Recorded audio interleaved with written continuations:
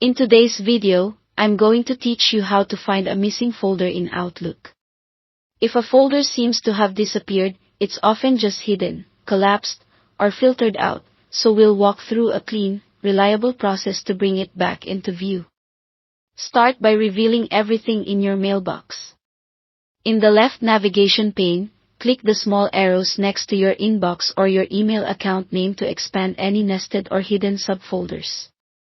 Then go to the View tab at the top, open Folder pane, and choose Normal. This ensures Outlook shows the full list rather than a minimized or hidden view. If you still don't see it, scroll all the way through the list, or right-click the top, or root, of your mailbox and select Expand All. This forces every branch to open so you can visually scan for the missing folder. If the folder still isn't obvious, use Outlook Search.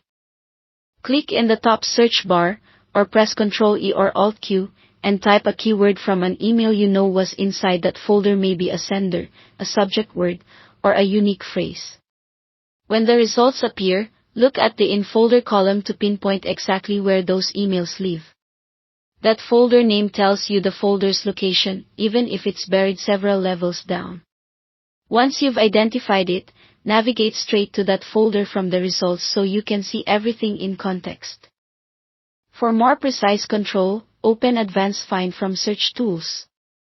In the Browse options, point the search to your mailbox's root and adjust whether subfolders are included. If items are turning up in places you don't expect, turning off subfolder searching can help isolate where things actually reside. Use the results the same way. Check the in-folder information, then move directly to the identified folder. If none of that turns it up, check whether it was deleted. Open the Deleted Items folder and scroll for the missing folder. If you find it, right-click it, choose Move, and pick either the original location or a new, safer spot. If you don't see it there, right-click Deleted Items and choose Recover Deleted Items, sometimes labeled Recoverable Items, to restore content that was permanently deleted.